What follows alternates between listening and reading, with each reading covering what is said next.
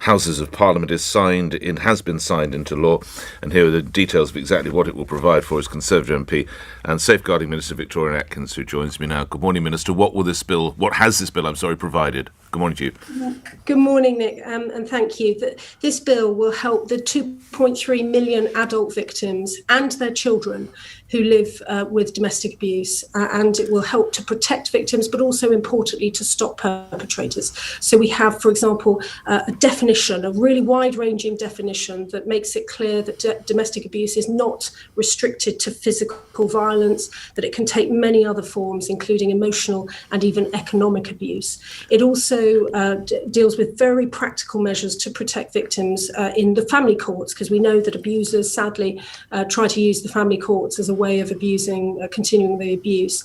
And there are a range of other measures. We've got a revolutionary duty on local councils to provide specialist services for people in refuge and safe accommodation to help them recover from their experiences. And we have the establishment of the Domestic Abuse Commissioner, whose focus will be on holding national and local government to account on all of the services that we are providing. So it's a huge piece of legislation. I haven't done it justice, but I'm very conscious that the hard work starts now, because we've got to implement this act and really get to the people that we're trying to help. So what does it provide for now, Minister, that we didn't have in the past? Well, for example, we are stopping the use of, for example, cross-examination by the perpetrator in family courts. That can be an incredibly terrorising experience for victims of domestic abuse to have to confront their perpetrator in court. We have this provision of specialist services in refuges. This will mean that we're very much ensuring that there's consistency of service across the country if people have to flee their homes for their own safety. But we also want to try to help victims much earlier in the system. So through the Domestic Abuse Commissioner, she will be holding us to account, but also importantly drawing up reports, recommendations for local councils to implement in terms of local delivery.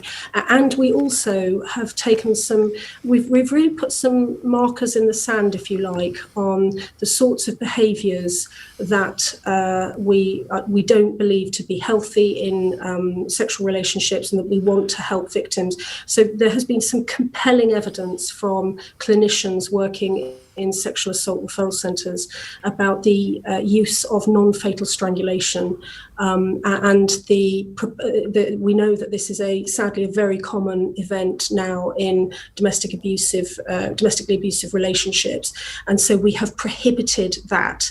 But we've prohibited it not just in the context of, if you like, established relationships. Right. Apply to people who've met on a first date. We've clarified the law on the so-called rough sex defence, because there have been horrific cases where women have been put through extraordinary traumas, and the perpetrators have been able to claim that this was somehow consensual. And also we are prohibiting the threats to use revenge porn. This is a particular problem, I think, for younger women, because pictures are being taken, or they may even be taking themselves, perhaps being coerced into doing so, and then the perpetrator is threatening to use those, to disclose those images to others, and that can have an absolutely devastating impact on the victim at the centre of it. So this bill delivers on that, as well as the very focused domestic abuse measures. A related question in part, was BAFTA right to honour Noel Clarke if they were aware of these sexual harassment allegations, which the filmmaker denies? Well, I'm in the invidious position as a minister of not being able to comment on individual cases, but I would hope that as a general principle, I would hope that any organisation looks very, very carefully at the conduct and the behaviours of people within either its employment or outside when making the sorts of decisions that you are describing, that are so reputational for that organisation. Right. Okay. Indeed, we are working with employers to help victims of domestic abuse within their workforce, because we know that can be a really vital way of reaching victims of domestic abuse. Let me take you on to safer territory, Minister. For me, it was a new pedal bin in my kitchen, and it cost cost about £150. What was the last thing you bought from John Lewis? Oh I love John Lewis. It will have been, I was in there last week. Makeup, actually. It was makeup. You buy makeup? Well, I'm very appreciative. Do you? I better not advertise it, but yeah. What did you think of Sir Keir Starmer doing that stunt with a roll of wallpaper in the Manchester branch yesterday, Minister? Well, didn't it sum it all up? I mean, the leader of the opposition is there, as you say, performing a stunt with wallpaper charts, whilst the Prime Minister is he was visiting a school yesterday to listen to the students about their experiences through the pandemic, but also to talk about how we can raise educational attainment. I think that absolutely sets out the priorities of our separate parties in the run-up, of course, to some really important elections. Right. Thursday, both locally and in the by-election in Hartlepool. You mentioned the Prime Minister. Do you have his new mobile phone number? Right. I, as a minister of his government, I have all sorts of ways of contacting, as you would expect, and I'm afraid I can't help you with the Prime Minister's. No, I wouldn't ask for it on air, but I just wondering whether you're in possession of it. I wouldn't ask you to give it to me, I assure you, Minister, but are you in possession of it? I have a number, and I have different ways. Okay. Of. Now, lastly, I don't know whether you saw the Evening Standard in London yesterday, Tom Newton-Dunn writing that unfortunately you seem to have fallen out with Carrie Symonds because of some disparaging remark. I'm sure you're aware of that. Lastly, Minister, let's clear the air. What did you say, or alternatively, is it all peace and harmony between the two of you? It's absolute nonsense. It's absolute nonsense in a week that has had more than its fair share of nonsense news.